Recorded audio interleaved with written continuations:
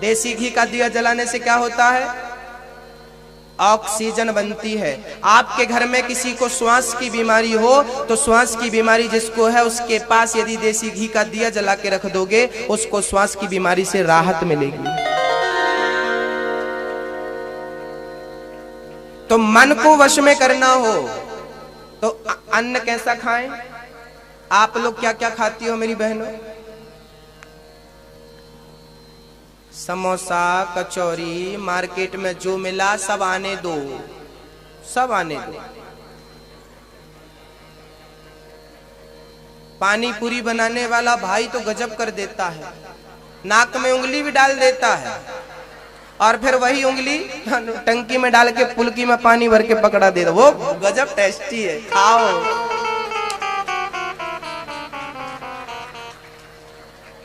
अब आप ये खाओगे तो कितनी बुद्धि होगी?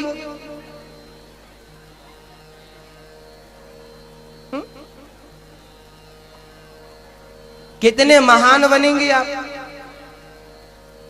तो मन को वश में करना हो तो खान पान शुद्ध होना चाहिए।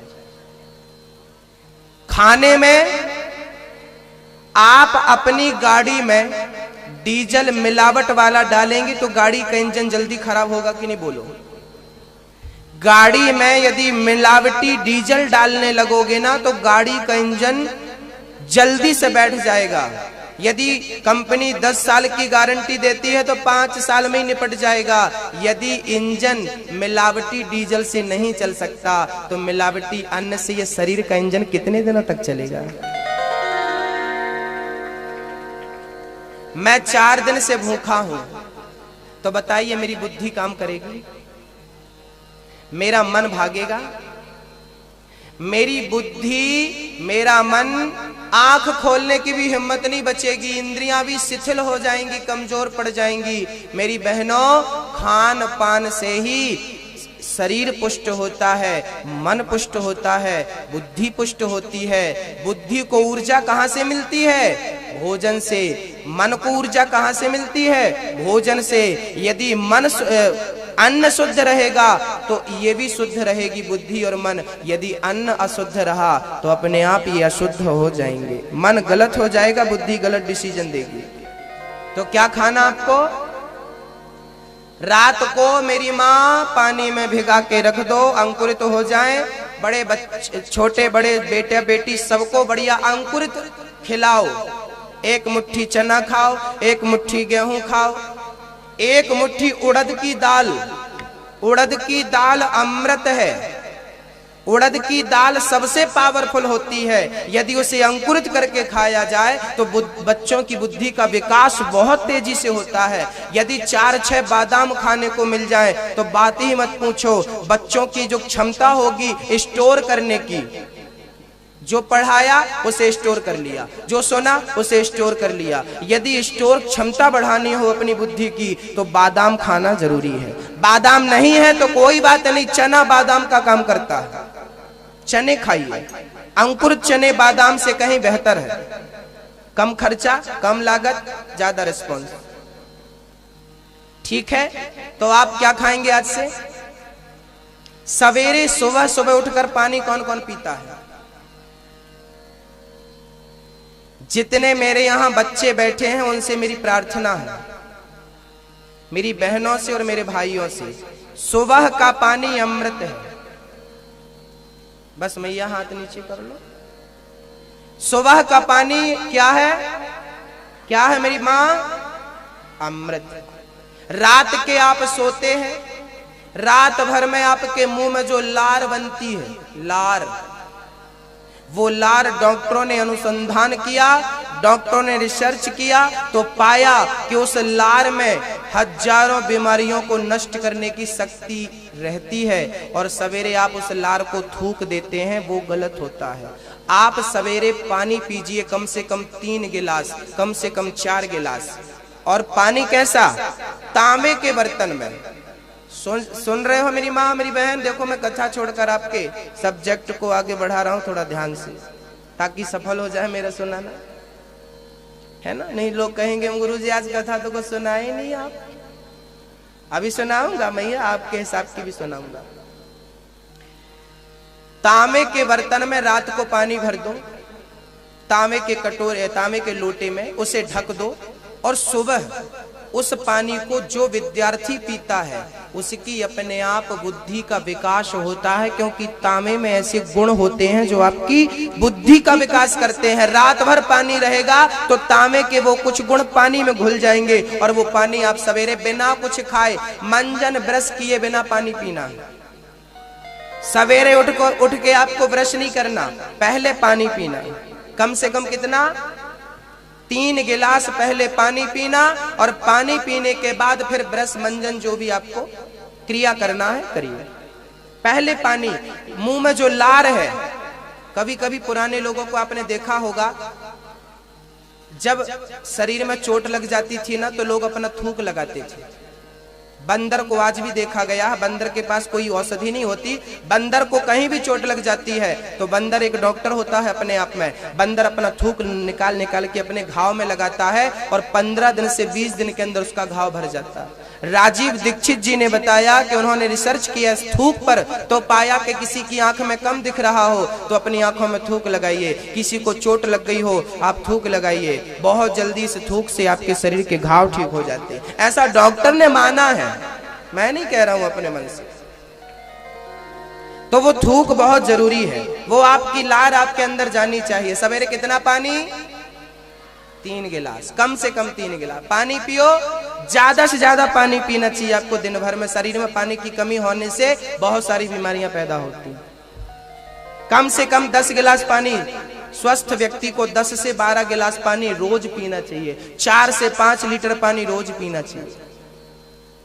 तो आप पानी ज्यादा पीजिए, शुद्ध अन्न खाइए। मेरी मां, ध्यान दीजिए, हमारी मम्मियां एक गलतियां करती हैं। आपकी मम्मी क्या गलती करती है? रसोई में जाती है चप्पल पहन के, और चप्पल पहन के रोटी बनाती है। ये गलत करती हो मेरी माँ। आप में से कौन कौन माँ चप्पल पहन के रोटी बनाती, मुझे बता दो जरा एक बार।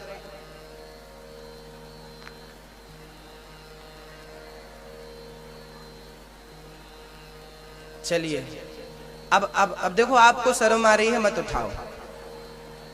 लेकिन छिपरा वालों ये बता दो कि छिपरा में लोग चप्पल पहन के रोटी बनाते हैं कि नहीं? बनाते हैं, बनाते। मैया सफाई मत दो, सुन लो। गुरुजी ठंडी लगती है नीचे, पांव बहुत, फर्श बहुत ठंडा होता है। अरे तो कारपेट बिछा लीजिए, कारपेट बिछा लीजिए, एक कुछ भी डाल दीजिए ना नीचे, कपड़ा डाल दीजिए, कुछ भी आप नीचे डाल सकते हैं और उसमें खड़े हो सकते हैं। चप्पल पहनना जरूरी नहीं है। महाराज जी चप्पल ने क्या बिगाड़ दिया आपका? मेरा नहीं बिगाड़ा, आपका बिगाड़ा। क्या बिगाड़ा? सुनो, क्या होता है, आप फेस का तार पकड़ लो। चप्पल पहन के यदि आपने फेस का तार पकड़ लिया है तो आपको करंट नहीं लगेगा। लगेगा? क्योंकि करंट तब लगता है जब फेस के साथ अर्थ मिलता है। अर्थ जानते हो? लाइट को जलने के लिए 2 तार होते हैं, एक फेस का, एक अर्थ का। बोलो होते हैं कि नहीं? एक प्लस एक माइनस होता। एक फेस होता है, एक अर्थ होता है। मैंने फेस का तार पकड़ लिया, मैं मरूंगा नहीं। यदि चप्पल पहन के मैंने पकड़ा, चप्पल उतार के फेस पकड़ूंगा, मर जाऊंगा। क्योंकि अर्थ कहां से मिल गया? अर्थ कहां से मिलता है? अर्थ धरती से मिलता है, जमीन से, पृथ्वी से। पृथ्वी से क्या मिलता है? अर्थ। तो ये बात तो आप मान गए कि पृथ्वी से अर्थ मिलता है। तो याद रखना, पृथ्वी से केवल अर्थ ही नहीं मिलता। पृथ्वी से केवल अर्थ नहीं मिलता। हमारी माँ जब कढ़ाई में दाल छौंकती है, सब्जी का छौंका लगाती है, तो हमारी माँ के पांव धरती पर होते हैं। तो धरती से एक ऊर्जा, धरती में 24 घंटे करंट विद्यमान होता है, अर्थ विद्यमान होता है। ऐसे चरणों से होते हुए मेरी माँ के अंदर से धरती एक ऊर्जा देती है हमें। धरती की एक ऊर्जा हमारी माँ के शरीर से होती हुई, हमारे माँ के हाथों से होती हुई, हमारे माँ के उस दाल में, उस सब्जी में, उस रोटी में मिल जाती है। और वो ऊर्जा जब हम रोटी खाते हैं, दाल और सब्जी खाते हैं, तो वो ऊर्जा हमारे अंदर प्रवेश कर जाती है और वो हमारी बुद्धि के विकास को बढ़ाने में हमारी मदद करती है।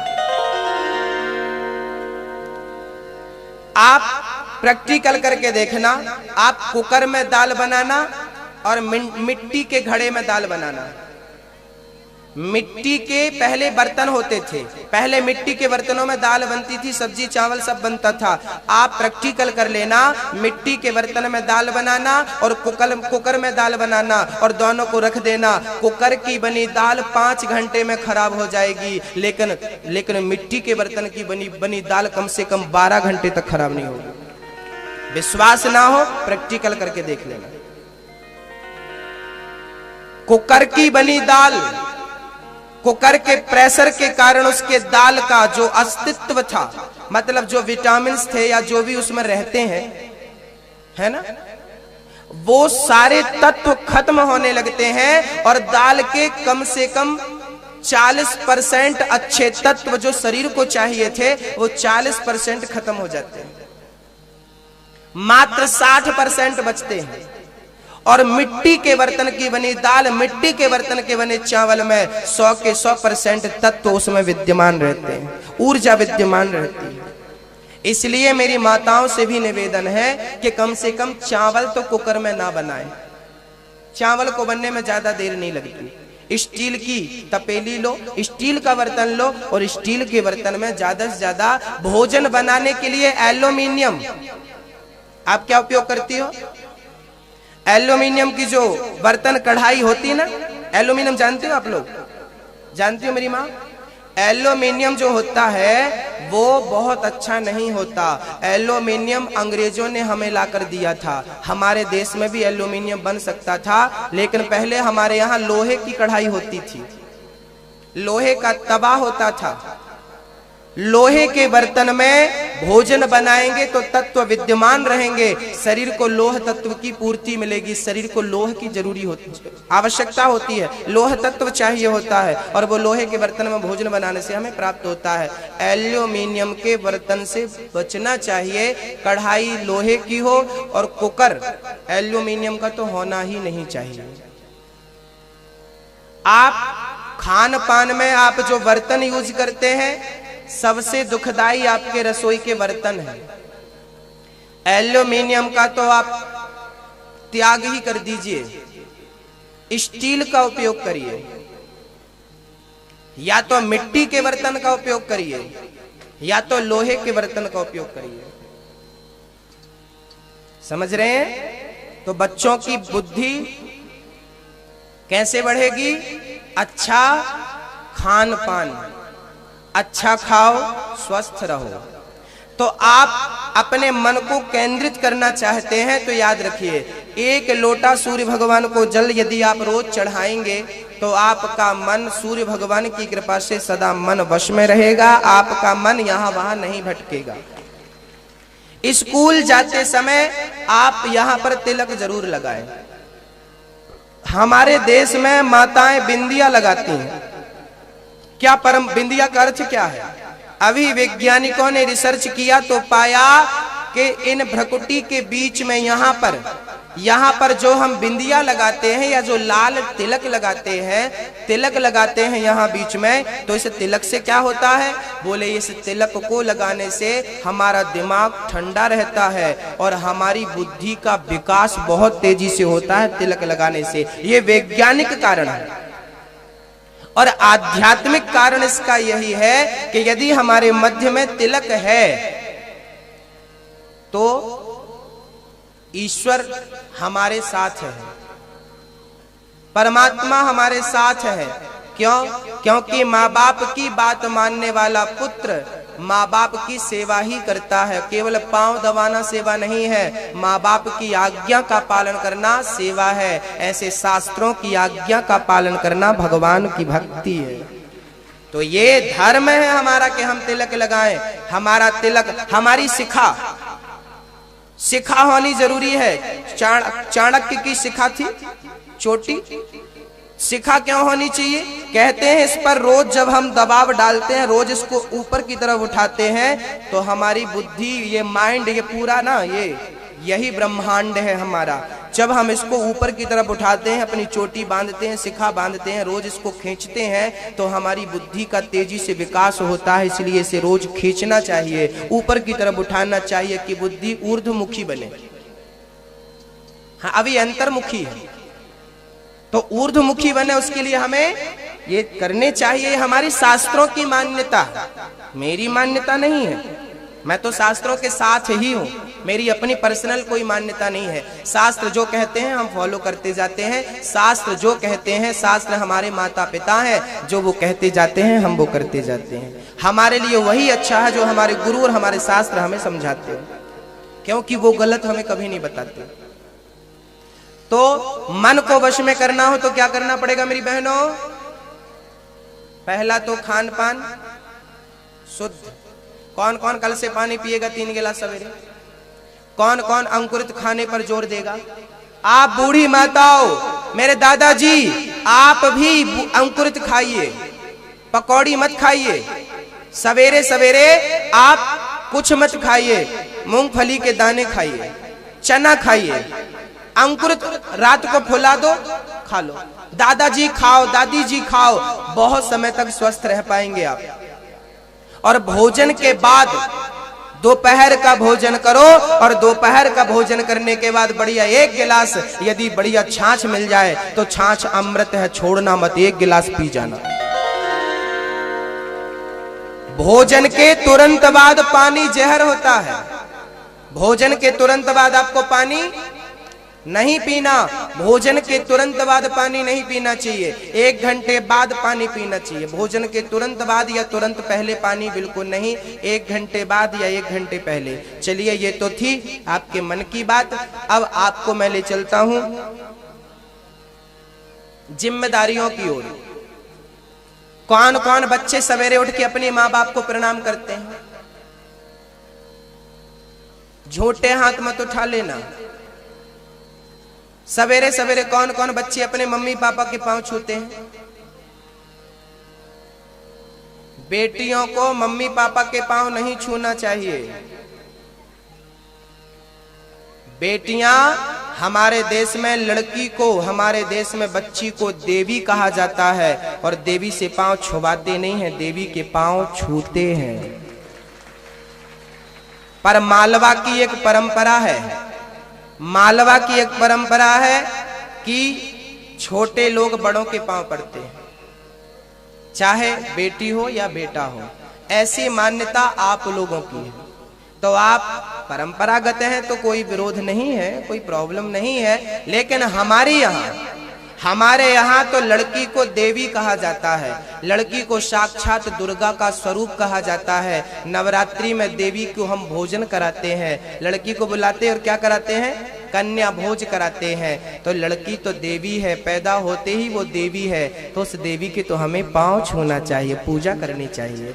केवल भारत ही एक ऐसा देश है जहां पैदा होते लड़की को देवी कहा जाता है और देवी के पांव छुए जाते हैं। भक्तों, तो आप बेटियों से मेरी प्रार्थना है कि आप यदि माँ बाप के पांव यहाँ परंपरागत छूती हैं तो आप चालू रखिए, जो भी आपको अच्छा लगे। मैंने अपना मत बता दिया। लेकिन मेरे भाइयों से मेरी विनती है कि प्रातः काल उठ करके क्या करना? माँ ने आपके लिए इतना कष्ट उठाया, माँ ने आपको इतना बड़ा किया, पाल पोस करके संसार का हर सुख त्याग दिया है अपने बच्चों की खुशी के लिए। अच्छा मेरे भाई, एक बात बताओ, आपके पापा, आप अपने पापा से प्यार करते हो कि नहीं? जो प्यार करता है अपने पापा से हाथ उठाए।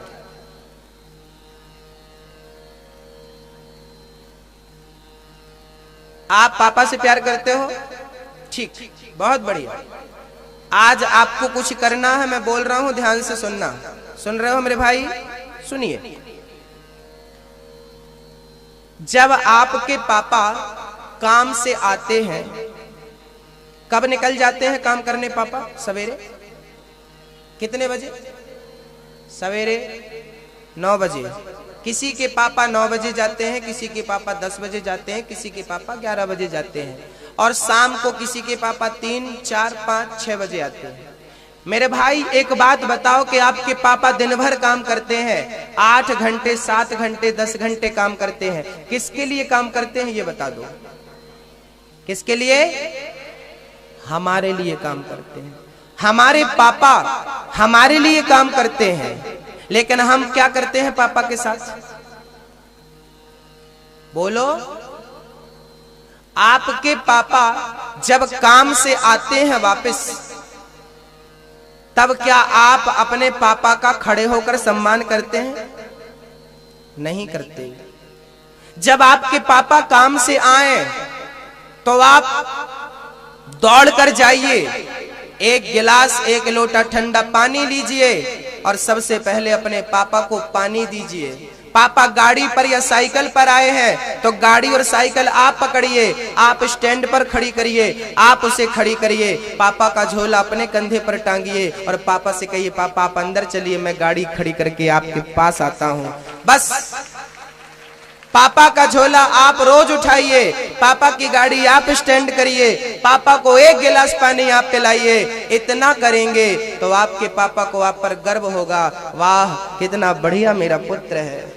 फिर वो 8 घंटे काम करते हैं ना, तो रो रो के काम नहीं करेंगे, खुश होकर काम करेंगे कि चलो मैं काम करता हूं, मेरा बेटा मेरे से प्यार करता है, मेरी सेवा करता है। क्या चाहिए आपके पापा को? आपसे क्या चाहिए? आपका पापा ये नहीं कहता कि तुम कमा के हमें दो। आपका पापा आपके लिए कमाते हैं, आपके पिताजी आपके लिए कमाते हैं, आपके लिए मेहनत करते हैं, 10-10 घंटे काम करते हैं, कितनी कठिन परिश्रम करते हैं आपके लिए। लेकिन आप जब पापा आते हैं तो बिस्तर पर पांव फैलाकर बैठे रहते हो, व्हाट्सएप गेम खेलते रहते हो। पापा आए, पापा पानी मांग रहे हैं, पानी लाना। बेटा बैठा है मोबाइल खेल रहा है, लेकिन बेटा उठ के बाप को पानी नहीं देता। ऐसी सेवा करते हो आप। पापा को पानी भी नहीं दे सकते एक गिलास। जब बेटा पानी ही नहीं पिला सकता अपने पुत्र को, बचपन में ये हालत है, तो बेटा जब शादी करके बहू को घर लाएगा तो क्या हालत होगी, है ना? आपकी माँ काम करती है, आपके पापा काम करते हैं, आपके लिए काम करते हैं, लेकिन आप उनके साथ कितना गंदा व्यवहार करते हैं। तो आज से कौन कौन बच्चा माँ बाप के आने पर खड़ा होकर के उनको आदर से करेंगे? ऐसा तो नहीं कि अभी बोल रहे हैं, इसमें मेरा कोई फायदा है क्या? मैं अपने फायदे के लिए कुछ बोल रहा हूं? बोलो, इसमें मेरा कोई फायदा नहीं। इसमें आपके पापा आए, पापा को पानी दीजिए, पापा का झोला आप उठाइए। पापा थके हैं, यदि आपने पापा के पांव पकड़ करके, यदि चरण छू करके पांव दबा दिया, तब तो आपका पिता आपको ऐसा आशीर्वाद देगा।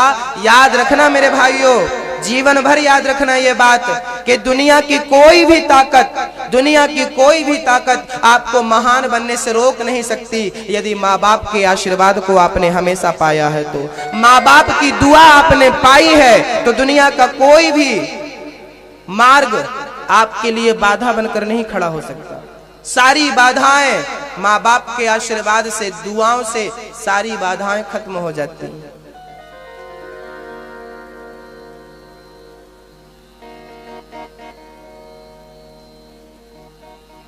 एक कुंडली नाम का एक आदमी था। कुंडली, उसकी शादी भई, शादी हुई, बूढ़े माता पिता। अब शादी हो गई तो कुछ दिनों के बाद उसके ससुर ने उसे एक घोड़ा दे दिया। घोड़ा, लड़का घोड़ा लेकर आया। पिताजी बोले बेटा ये घोड़ा कहाँ से आया? बोला मेरे ससुर जी ने दिया है अपनी लड़की के लिए, क्योंकि वो बाहर जाती है ना, आने जाने में परेशानी होती, पाँव में कांटे चुभते, तो मेरी पत्नी इसमें बैठ के जाएगी आएगी। ससुर जी बोले, मतलब लड़के का पिता बोला, बेटा तुम ये घोड़ा अपने ससुर को वापस देकर आओ। क्यों पिताजी? बोले तुम्हें यदि अपनी पत्नी का ध्यान रखना ही है तो आप अपनी मेहनत से कमाई करो, कमाई करके अपनी मेहनत का घोड़ा खरीदो और फिर उस घोड़े पर यात्रा करो। बेटा नहीं सुना। एक दिन माता पिता बोले बेटा गांव से कुछ लोग काशी जा रहे हैं तो मैं भी काशी जाना चाहता हूं, मैं भी काशी की यात्रा चाहता हूं। बेटा बोला ठीक है। माँ बाप काशी के लिए जाने लगे तो बहू ने बोला सुनो जी, सास ससुर काशी जा रहे हैं पर अभी तक मेरी सास ने ये नहीं बताया कि गहने कहाँ गड़ा के रखी है। एक काम करो, ये लेकर बेच दिए तो एक काम करो हम भी चलते काशी। लो भैया, लड़का बोला पापा मैं भी चलता हूँ, पिताजी मैं भी चलता हूँ काशी। पिताजी बोले चल। तो वो दहेज में घोड़ा लाई थी तो वो घोड़े पर बैठ के गई और सास ससुर पैदल गए। चलते चलते चलते चलते गंगा के किनारे पहुंचे। गंगा के किनारे पहुंचे ही थे कि वहां एक महात्मा जी का आश्रम नजर आया। महात्मा जी गंगा के तट पर भजन करते थे। ये लोग वहीं रुक गए तो बहू बेटा सास ससुर वहीं रुके। एक दिन सवेरे 3 बजे, सुबह ब्रह्म मुहूर्त में 3 और 4 बजे के बीच में बेटे ने देखा कि वहां पर 3 स्त्रियां आ रही थी बाबा जी की कुटिया में।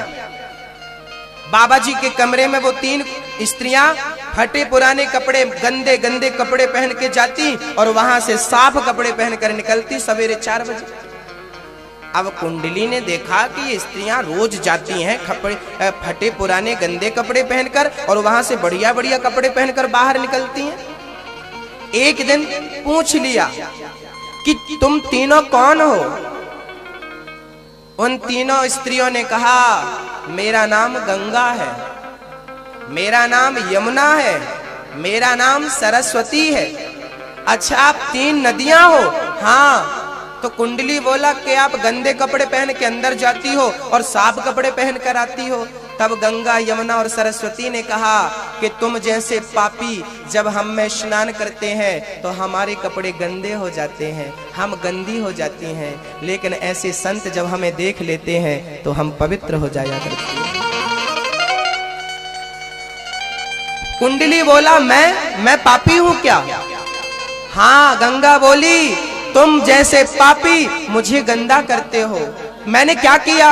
तब कहा कि तेरा बूढ़ा बाप यात्रा में निकला है, तेरी बूढ़ी माँ यात्रा में निकली है और तुझे पैसों की चिंता है, पैसों की लालसा है। अपने माँ बाप की तूने सेवा नहीं करी, सेवा माँ बाप को तूने तकलीफ दी है, माँ बाप को सेवा तूने आंसू दिए हैं। तुम जैसे पुत्र जब गंगा नहाते हैं तो मैं गंदी हो जाया करती हूँ। माँ बाप बूढ़े प्यासे भूखे मर रहे हैं और तुम गंगा नहाने गए हो तो गंगा गंदी होती है तुम जैसे पापियों से। तुरंत कुंडली ने अपने माँ बाप को बिठाया, चलो मैं सेवा करता हूं। वो कुंडली गंगा की बातें सुना, आंख खुल गई। अब माँ बाप की सेवा में लग गया, त्याग दिया संसार का हर सुख और पांव दबाता माँ के, पिता के, माँ बाप की सेवा करता, बूढ़े माँ बाप की सेवा करता। अब माता पिता बड़े खुश हो गए। एक दिन सेवा करते करते वर्षों बीत गए। एक दिन भगवान श्री कृष्ण आ गए। भगवान श्री कृष्ण बोले कुंडली देख मैं आया हूं। कौन हो आप? मैं कृष्ण हूं। क्यों आए हो? तेरे को दर्शन देने आया हूं। नहीं, आप जाइए, अभी मैं माँ बाप की सेवा में लगा हूँ, मैं माँ बाप के पांव दबा रहा हूँ, मैं आपसे बाद में मिलूंगा क्योंकि मेरा पहला धर्म है माँ बाप की सेवा करना। भगवान बोले मैं कृष्ण हूँ। भगवान। कुंडली बोला कोई बात नहीं, मेरे भगवान तो मेरे पास लेटे हैं, मैं तो अपने भगवान के पांव दबा रहा हूँ, इनसे भी बड़ा कोई भगवान होता है। मुझे पता नहीं कि आप कौन से वाले भगवान हो, पांव दबाने दो, आप जाओ। और यदि इंतजार कर सको तो जब मेरे पिता आज्ञा दे देंगे कि बेटा अब हो गया पांव, अब तू भी सो जा, जब ये आज्ञा देंगे तब मैं आऊंगा। लो भैया, वो कुंडली एक ईंट निकाला, माँ बाप के पांव के नीचे ईंट रखा था ताकि पांव थोड़े ऊपर हो जाएं और दबाएं। तो ईंट निकाला और पीछे की तरफ फेंक दिया। बोले आप जब तक ईंट पर, ये आपकी आसन है, ये आपकी, घर में कोई अतिथि आए तो आसन देना ना। तो उसने एक ईंट फेंक दी, ईंट पर खड़े हो गए भगवान, कमर में हाथ रख के, कमर में हाथ रख के भगवान खड़े हो गए अपने स्वरूप पर। और वो माँ बाप के पांव दबाता रहा, दबाता रहा, दबाता रहा, और भगवान इंतजार करते रहे। आज वही भगवान विट्ठल भगवान बनकर के खड़े हैं। आज उन्हीं का नाम है विठोबा। कहा जाता है कि वो बेटा अपने माँ बाप की सेवा करता करता माँ बाप के प्राण निकल गए, माँ मरी और पिता मरे, और जब माँ बाप मरे तो माँ बाप के प्रेम में उस बच्चे ने भी अपने प्राण त्याग दिए, और भगवान इंतजार ही करते रहे, तू मेरे से मिलेगा। भगवान बोले कुंडली, जब तक तू अगला जन्म लेकर के मेरे से मिलेगा नहीं, तब तक मैं यहाँ खड़ा तेरा इंतजार करता रहूंगा। इसलिए विट्ठल भगवान आज भी कमर में हाथ रखकर मानो किसी का इंतजार कर रहे हैं, इंतजार कर रहे हैं। माँ बाप की सेवा करने वाला ऐसा भक्त, याद रखना, पैसा कमाकर कोई महान नहीं बनता, बल्कि माँ बाप की सेवा करके लोग महान बन जाते हैं। संस्कार, पैसा जरूरी नहीं है जीवन में, संस्कार जरूरी है। बच्चों को संस्कार दीजिए, पैसा मत दीजिए। उनके बंटवारे में, उनके हिस्से में संस्कार आने चाहिए, पैसा नहीं आना चाहिए। संस्कार है आपके बेटे में तो आपका बेटा कहीं भी रहे कमा के खा लेगा, और संस्कारहीन है तो कितना भी कमा के रख दो, सब मिट्टी में मिला गया। भक्तों, आजकल की मम्मियां बड़ी गलती करती हैं। एक बार अर्जुन ने सपना देखा, अर्जुन ने सपना देखा, कन्हैया आज मैंने एक सपना देखा है। क्या? बोले मैंने ये सपना देखा है कि एक गाय अपने बछड़े को चाट रही थी, और इतना चाटी, बस मैं आप बच्चों का 10 मिनट के बाद आप लोगों को, आपके जाने का भी टाइम हो गया, बस 10 मिनट और है समय आपके पास। इसके बाद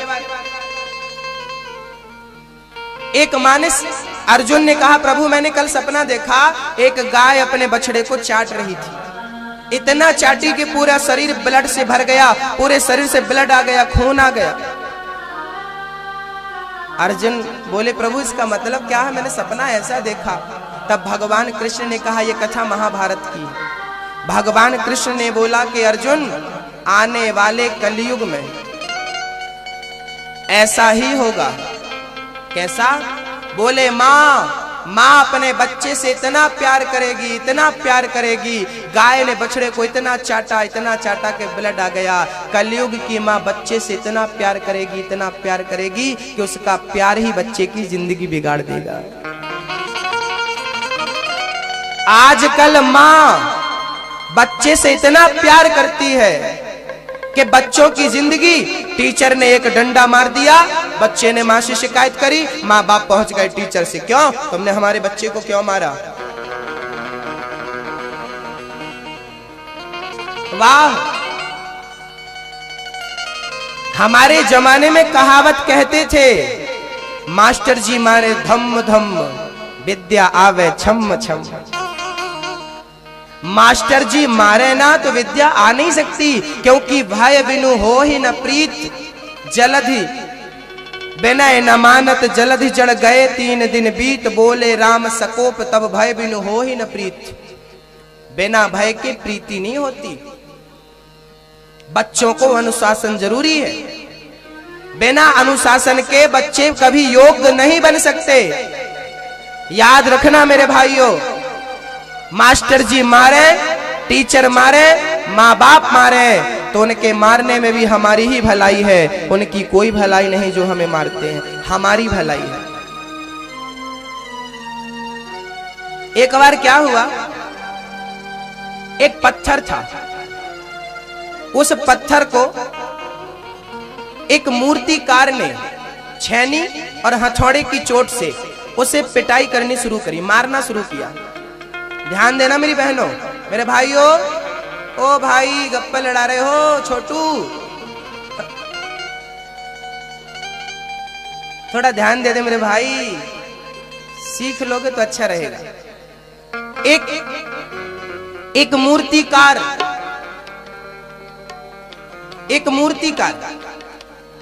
छेनी और हथौड़ी उठाता और पत्थर की कटिंग करता, मारता। एक पत्थर तो 4-6 चोट खाया और टूट गया। अब जो पत्थर चोट खा के टूट गया है, क्या उसकी मूर्ति बनेगी? मूर्ति उसकी नहीं बनेगी। दूसरा पत्थर उठाया, दूसरे पत्थर ने चोट सहना शुरू किया, हजारों लाखों चोट सह ली उस पत्थर ने। और जब वो चोट सह लिया तो वही पत्थर जो रास्ते पर पड़ा था, पांव के नीचे आता था, आज वही मंदिर में भगवान बन करके बैठा। क्यों बैठ गया वो भगवान बनकर? क्योंकि उसने छेनी और हथौड़े की चोट सह ली। जो सहता है, जो पत्थर चोट खा के टूट गया वो कंकड़ बन गया, जो पत्थर चोट सह गया वो शंकर बन गया। यदि महान बनना हो तो आपको क्या करना पड़ेगा? सहन करना पड़ेगा, सहन शक्ति बढ़ानी पड़ेगी, सहना पड़ेगा। कौन कौन सहेगा? माँ बाप की डांट सहो, सुनो, बोलो कुछ नहीं, क्या सबकी सुन लो, गालियां सुन लो, डांट सुन लो, फिर भी हमें क्या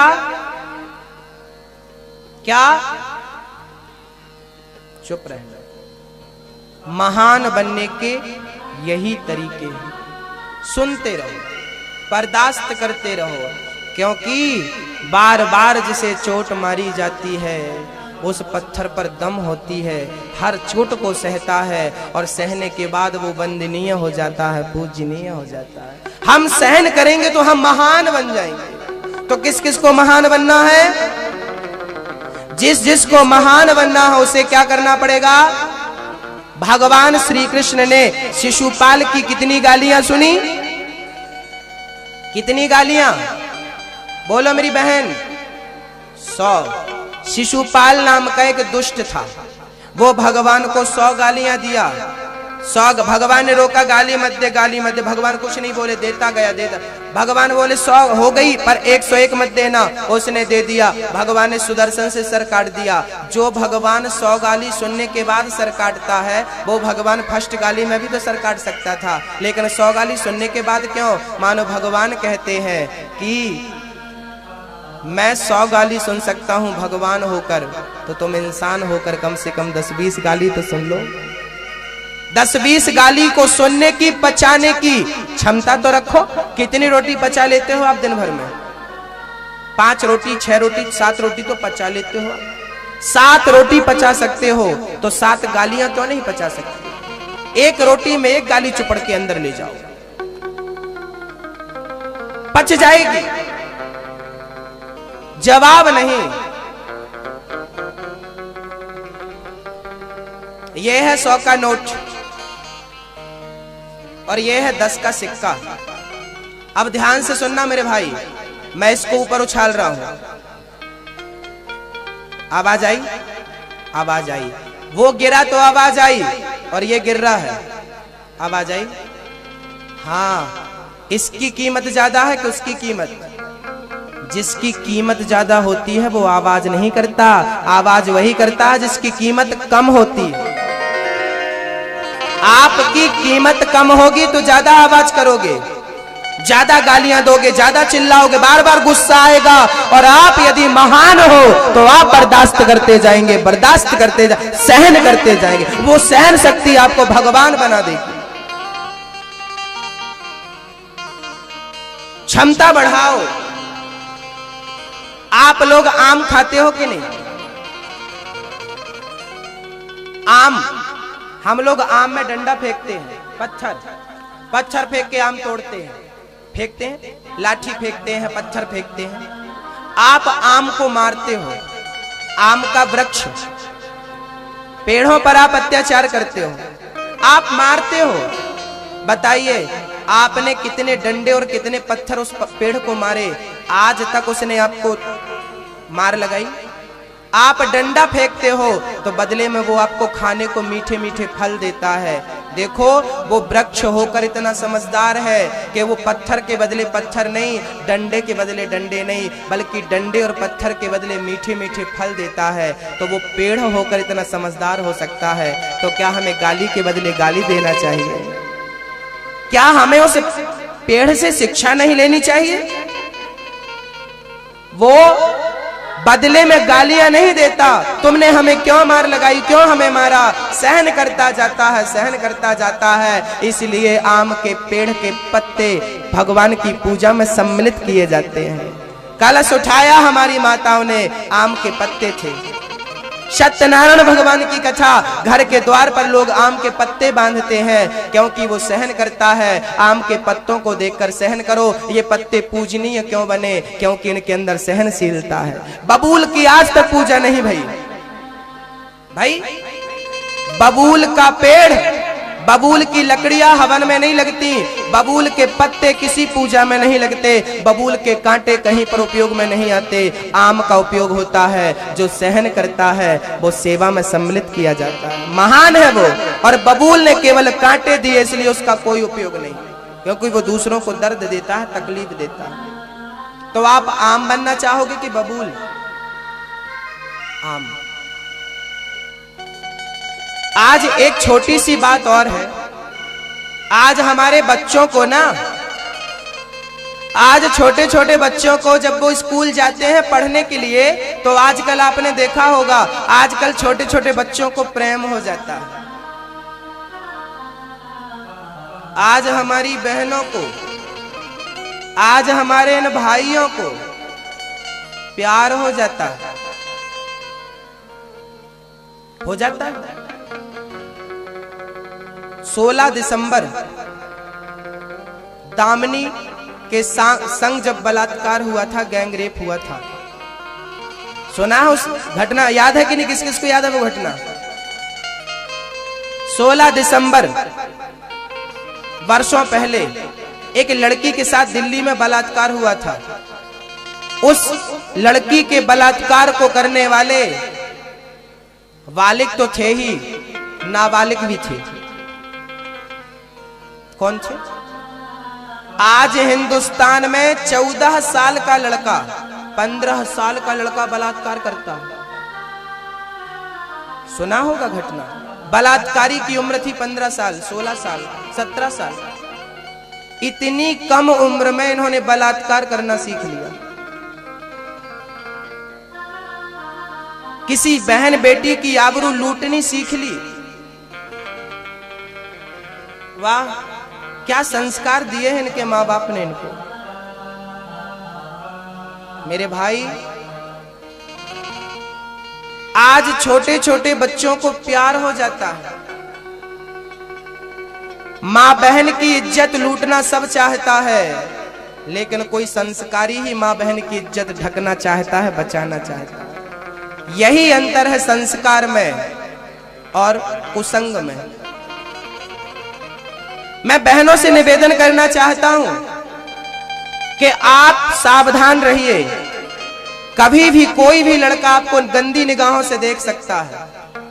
मेरी बहनें सुने ध्यान से, कभी भी कोई भी लड़का आपको गंदी निगाहों से देख सकता है। आप इतने लाचार मत बन जाना, इतने कमजोर मत बन जाना कि वो आपको परेशान करे और आप परेशान हो जाएं। अरे इतनी ताकत हासिल करना, इतना इतना इतना पावर हासिल करना कि आप मुंह तोड़ जवाब दे सको सामने वाले। उसकी आंखें नोच लो जो आप पर आंख उठा करके गंदी दृष्टि डाले। आपको पावरफुल बनना पड़ेगा। मेरी बहनों को, आपकी इज्जत पर कोई हाथ डाले, आपकी तरफ कोई गंदी निगाहें करे, आंखें नोच लो। आप पावरफुल नहीं बनेंगी तो आपके संग अत्याचार होता रहेगा। हर दिन दामिनी की लाज लुटती रहेगी, हर दिन दामिनी के साथ बलात्कार होता रहेगा। यदि हमारे देश की हर लड़की अपनी रक्षा करना सीख ले, आत्मरक्षा करना सीख ले, मुंह तोड़ जवाब देना इन लड़कों को सीख ले, तो असंभव नहीं है लड़कियों के लिए, मेरी बहनों के लिए।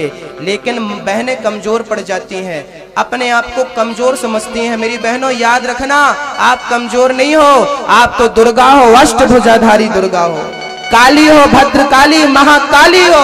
यदि आप चाहो तो महिषासुर जैसों का दमन कर सकती हो। कमजोर मत समझना अपने। मैं झांसी की रानी, एक अकेली लड़की, क्या उम्र थी उसकी? 23 साल। झांसी की रानी जब शहीद भई, उस समय उसकी उम्र क्या थी? 23। 23 वर्ष की लड़की देश के लिए अंग्रेजों को मारती भई, लड़ती भई, और देखी कि मेरे घोड़े को गोली लग गई। जंगल में पहुंची, एक महात्मा की कुटिया नजर आई।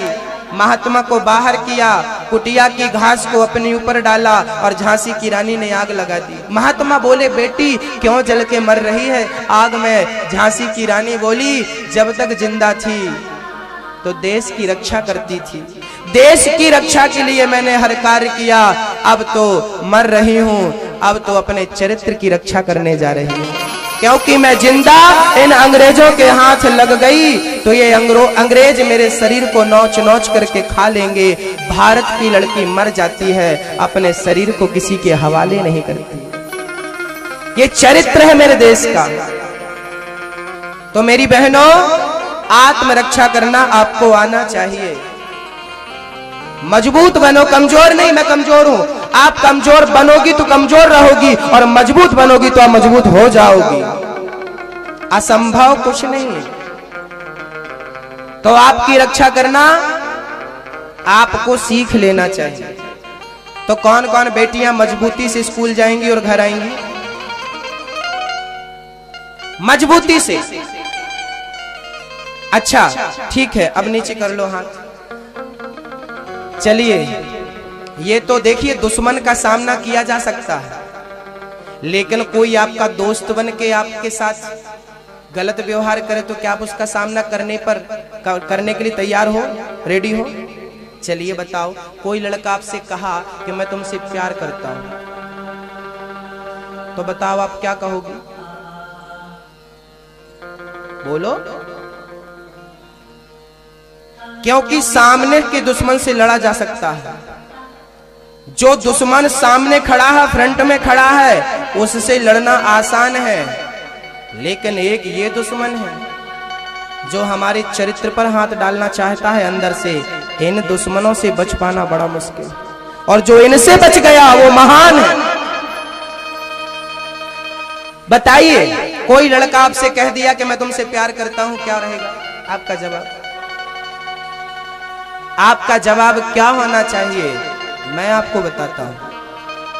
कोई लड़के ने कहा कि मैं तुमसे प्यार करता हूं, मैं तुमसे शादी भी करूंगा, झांसे में मत आ जाना, उसके एक नंबर का दोगला है।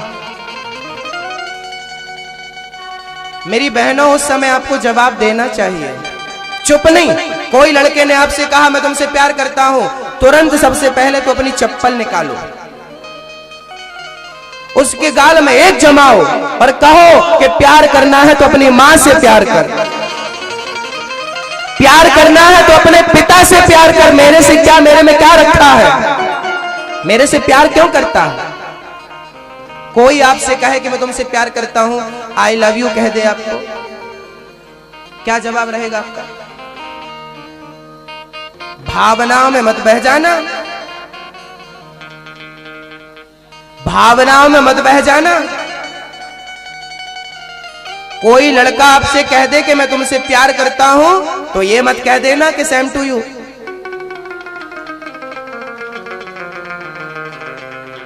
मत कह देना, क्योंकि ये शब्द आपकी जिंदगी बिगाड़ देगा, क्योंकि ये शब्द आपका चरित्र बिगाड़ देगा। मत कह देना धोखे से, कह देना उस लड़के से कि मुझसे प्यार करता है, मैं तो तेरे को अभी 2 साल से जानती हूं, और तेरी माँ तेरी कब से सेवा करती आ रही है, तेरी माँ ने तेरे लिए क्या क्या सपने देखे हैं, तुझे अपनी माँ से प्यार नहीं हुआ और मुझसे प्यार करने चला। याद रखना मेरी बहनों, याद रखना कि कोई भी लड़का आपसे प्यार नहीं करता। प्यार जो कहता है कि मैं तुमसे प्यार करता हूं, वो आपसे प्यार नहीं करता, वो आपके शरीर से प्यार करता है। और जिस दिन शरीर की हवस पूरी हो जाती है, उस दिन आपको ठुकरा करके चला जाता है। इसलिए मेरी बहनें, आप बहुत छोटी हो, 17, 18, 19, 20, 21, 22 साल की लड़की जानती ही नहीं कि चरित्र क्या होता है। आत्मरक्षा करना जानती ही नहीं। जब तक होश आता है तब तक सब लुट चुका होता है। इसलिए मेरी बहनें सावधान रहें। और सावधानी कैसे? मेरे भाइयों, आपसे भी कहता हूं, एक लड़का एक लड़की को लेके मेरे पास आया कुछ दिन पहले।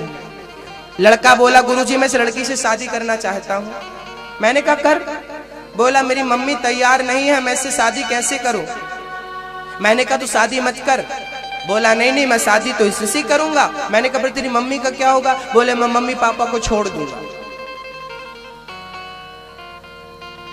मैंने कहा मम्मी पापा को छोड़ देगा, इसको नहीं छोड़ेगा? ना ना, मैं इसको नहीं छोड़ सकता। मैंने उस लड़की से कहा मेरी बहन देख, जो अपनी मम्मी का ना सगा हो सका, जो अपने बाप का सगा ना हो सका, जो 25 साल के प्यार को तोड़ने चला है, वो 3 साल के प्यार को क्या निभा पाएगा?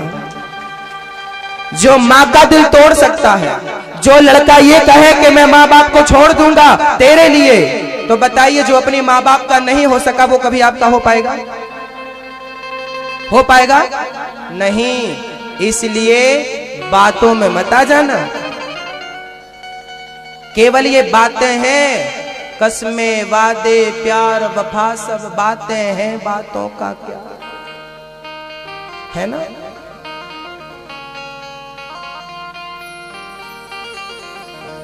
कसमें वादे प्यार वफा सब बातें हैं, बातों का क्या। कोई किसी का नहीं ये झूठे, कोई किसी का नहीं ये झूठे, नाते हैं नातों का क्या। कसमें वादे प्यार वफा सब बातें हैं, बातों का क्या। ये सब क्या है मेरी बहन?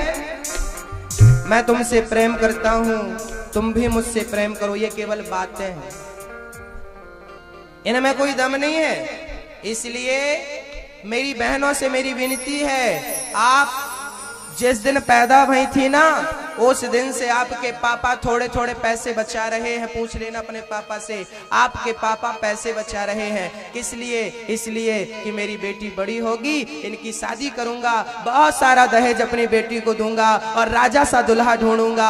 आपके पिता ने कितना सपना देखा है आपको लेकर, लेकिन आप किसी से बिना बताए शादी कर लेती हो, लव मैरिज और कोर्ट मैरिज कर लेती हो, तो आपके पिता का दिल टूट जाता है। और वो बाप तो कभी कभी ये सोचता है कि मैं फांसी लगा के मर जाऊं। क्या दिया आपने अपने बाप को? मरने पर मजबूर कर दिया। क्या अपराध किया था तुम्हारे माता पिता ने? केवल अच्छे स्कूल में पढ़ाया था, अच्छा सा सपना देखा था मेरी बेटी पढ़ लिख करके बहादुर बनेगी, बड़ी बुद्धिजीवी बनेगी। क्या पता था कि मेरी बेटी मेरे बिना बुलाए, मेरे बिना बताए किसी लड़के से प्यार कर लेगी और शादी कर लेगी। क्या गुजरती होगी उस पिता पर जब लड़की शादी करके बताती होगी कि मैंने फलाने लड़के से शादी कर ली। बेचारा वो जिस गली से निकलता है आपका पिता, लोग कहते इसकी बेटी भाग गई, इसकी बेटी भाग गई। आपके पिता को सर झुका के चलना पड़ता है। क्या आप अपने पिता को सर झुका के चलाना चाहती हो? क्या आप अपने पिता का सम्मान मिट्टी में मिलाना चाहती हो? नहीं। यदि पिता का सम्मान, पिता का सर गर्व से उठाना चाहती हो, तो कसम खाओ कि कभी भी पिता के आज्ञा के विरुद्ध हम कभी नहीं जाएंगे, माँ बाप के विरुद्ध कभी नहीं जाएंगे। आज और आज के सालों साल बाद तक हमारी ये बात आप याद रखिए, क्योंकि मेरी ये बात आपको भविष्य में काम आने वाली है, यदि याद रही तो। और मेरे यहाँ भाई लोग बैठे हैं, कौन कौन अपनी माँ से प्यार करता है? तो आप अपनी माँ से प्यार करते हो तो किसी लड़की के लिए माँ को छोड़ दोगे? कोई लड़की आपसे कहे कि मैं तुमसे प्यार करती हूँ, कोई लड़की की तरफ से आपको बोला जाए कि मैं तुमसे प्यार करती हूँ, तो आप भी क्या कहोगे? Same to you. आप भी मत कर लेना सेम टू यू। कोई लड़की आपसे कहे कि मैं तुमसे प्यार करती हूं तो उस लड़की को कहना कि प्यार मुझसे क्या करती है? तेरे पिता ने, तेरी माँ ने इतना सपना देखा है तेरे लिए, शादी के बाद अपने पति से प्यार कर लेना, मुझे तेरे से नहीं, मुझे अपने कैरियर, मुझे अपनी पढ़ाई, मुझे अपनी मंजिल से प्यार है। प्यार के चक्कर में पड़ जाओगे तो मंजिल तक नहीं पहुंच पाओगे, कुछ बन नहीं पाओगे। यानी संसारियों की तरह डोल डोल घूमते रहोगे, संसार में यहीं घूमते रहोगे।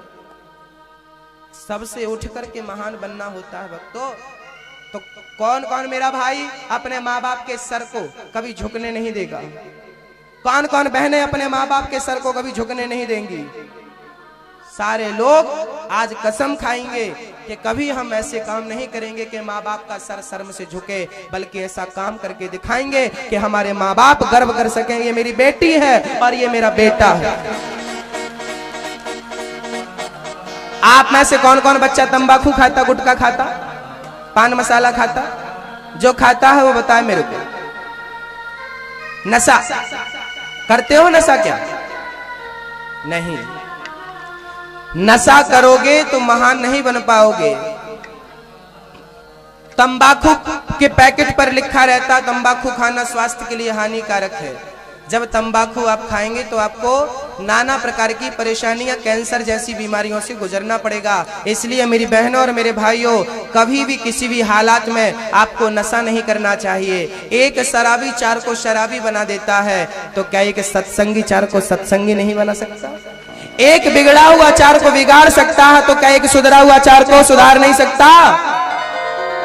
चलिए, बच्चों के लिए मेरी यही प्रार्थना है कि आप चरित्रवान बने, आप दीर्घजीवी बने। इसके लिए खान पान शुद्ध, आप अच्छा व्यवहार करें, अच्छा आचरण करें। इन्हीं शब्दों के साथ आपके लिए वाणी विराम। अब मैं कथा की ओर पहुंचूंगा और सभी भक्तों से जय श्री कृष्णा, राधे राधे।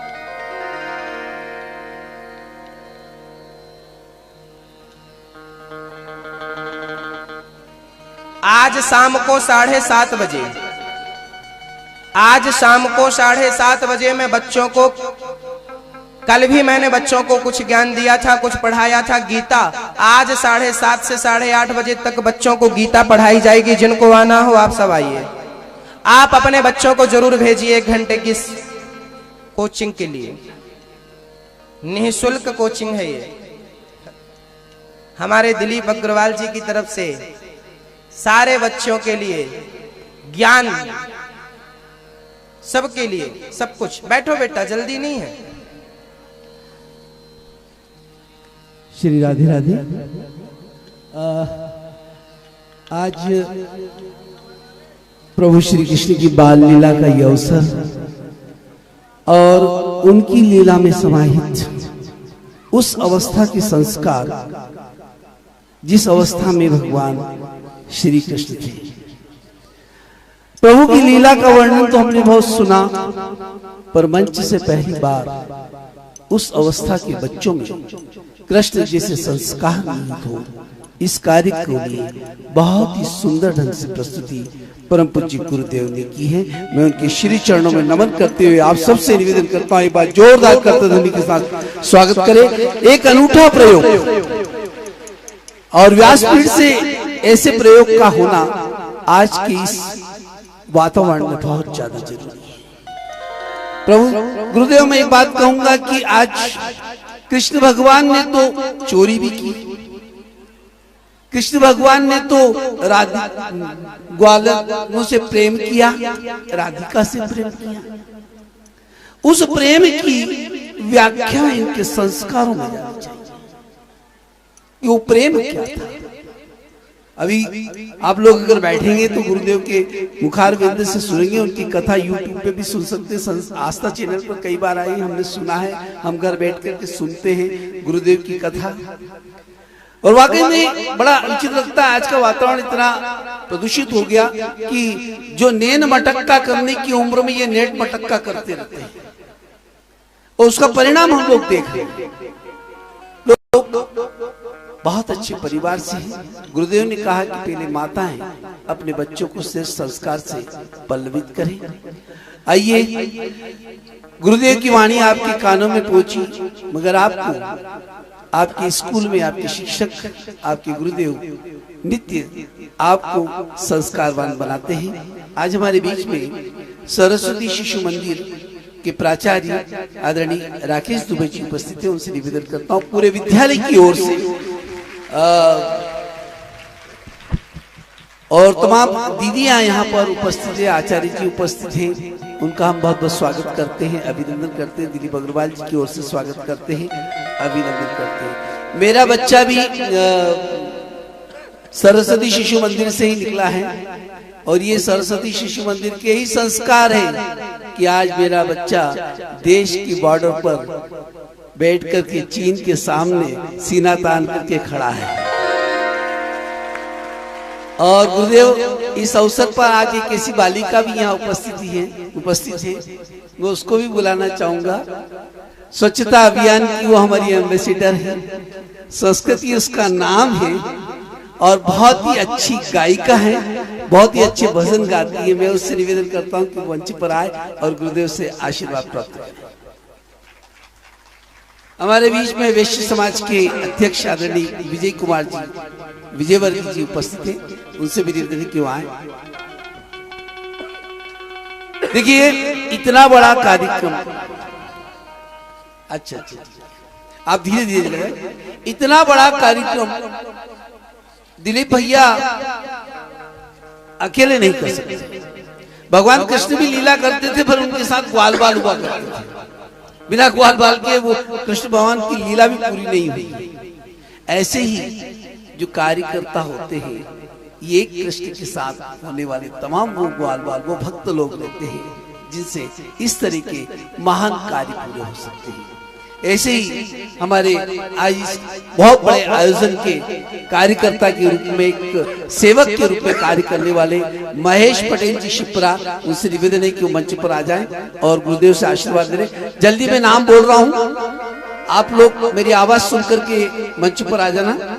महेश पटेल शिप्रा, लक्की जी अग्रवाल गुराड़िया, चिंटू जी गुराड़िया, श्याम पटेल केलोद, भरोसा है पटेल पर, राजेश मुनिम शिप्रा, अशोक टेलर बाबा शिप्रा, राजा जी शिप्रा, पंकज अग्रवाल जी, और एक हमारे गुरप्रीत सिंह जी ईश्वर, गुरप्रीत सिंह, गुरप्रीत आए होंगे। कहते हैं कि 100 असरदार अगर बैठे हो तो काम नहीं चलता, मगर एक असरदार वो काम कर जाता है, एक सरदार वो काम कर जाता है। मैं आवाज दे रहा हूं हमारे बहुत ही शिवा भैया, गुरप्रीत सिंह ईसर आ जाएं, हेमंत भैया, पिंटू अग्रवाल जी देवास, अक्कू अग्रवाल देवास, मनीष विजयवर्गीय जी देवास, विपिन विजयवर्गीय जी देवास, हीरालाल तन्वी शिप्रा, संदीप विजयवर्गीय। और ये एक हीरालाल तन्वे, गुरुदेव सुबह 4 बजे से इस पांडाल में बड़ी गंदगी हो जाती है। हीरालाल एक ऐसा व्यक्ति है, मैं मंच में बुलाना चाहूंगा कि वो यहाँ पर सुबह 4 बजे से लेकर सफाई में जुट जाता है, और इसके यहाँ पर पूरी सफाई करने का जिम्मा हीरालाल ने ले रखा है। इसका इन्हें आशीर्वाद प्रदान करें, हीरालाल जी को जोरदार ताली बजाएं आप। संदीप विजयवर्गीय जी, तरुण शिप्रा जी, शिप्रा वाले तरुण जी, और एक नाम है रजत प्रजापत, हरिओम प्रजापत, बाबू सेठ, नानूराम लोहाना, बावड़िया वाले, हमारे बीच में अनीता जी श्रीवास्तव हैं, हमारी कार्यकर्ता, वो भी आ जाए मंच पर। इसी तरह से हमारे जो इन दूर दूर गांवों से जो महिलाओं को लेकर के आते हैं, वो परिचालक की सेवा भी बहुत असीम सेवा है, बहुत ही तन्मयता के साथ वो सेवा कर रहे हैं और इनको पूरे सुरक्षित लेके आना और लेके जाना ये महती कार्य कर रहे हैं। तो बालाजी गेहलोत परिचालक, कैलाश जी झाला, संजय पटेल, अर्जुन सुनवानी, अर्जुन संजय नगर, अर्जुन नौसराबाद देवास, लखन छगन शिपरा, सतीश जी चौधरी, रामस्वरूप चौधरी, चंद्रशेखर चौधरी, नारायण जी, भगवान पटेल, नीलेश पटेल, हरीश चौधरी, सचिन परमार, रमेश चंद जी, संजय नगर, ये सभी अगर उपस्थित हों तो यहाँ आकर के गुरुदेव से आशीर्वाद भी ले सकते हैं। और जब इन जिनका नाम मैंने बोला, उनको जब भी आरती का अगर जो उपस्थित नहीं, वो आरती के बाद भी आकर के गुरु जी से आशीर्वाद ले सकते हैं। मैं महाराज जी से निवेदन करता हूँ, आइए कुछ समय और हम आपका लेंगे, उसके बाद चलेंगे श्रीमद् भागवत का। पुनः गुरुदेव की श्री नमन करते हुए श्रद्धेय महाराज जी।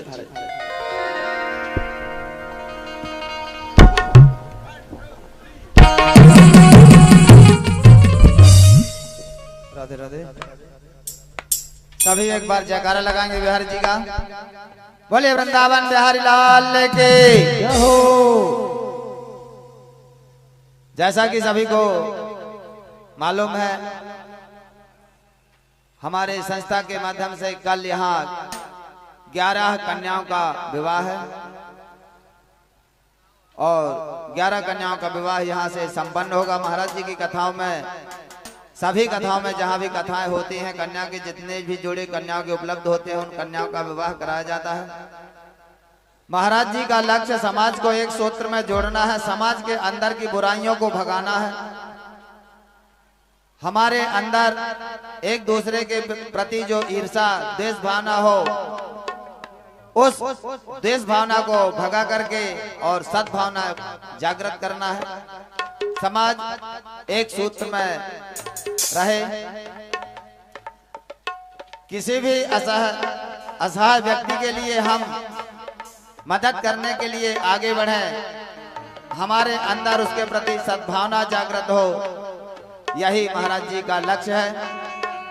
इसी लक्ष्य की पूर्ति के लिए महाराज जी अपनी कथाओं में जहां भी कथाएं होती हैं, वहां जितने भी कन्याओं के जोड़े उपलब्ध होते हैं, सभी कन्याओं का विवाह संपन्न कराया जाता है और उन्हें देने को उपयोग में आने वाली सामग्री समर्पित भी की जाती है। यह सारे कार्य आप लोगों के थोड़े थोड़े से सहयोग से संपन्न होते हैं और कुछ भक्तों ने सहयोग प्रदान किया, उनका नाम जानते हैं। जोरदार तालियों के साथ उनका स्वागत करेंगे और बिहारी जी से प्रार्थना करेंगे कि उनके घर में सुख समृद्धि बनी रहे।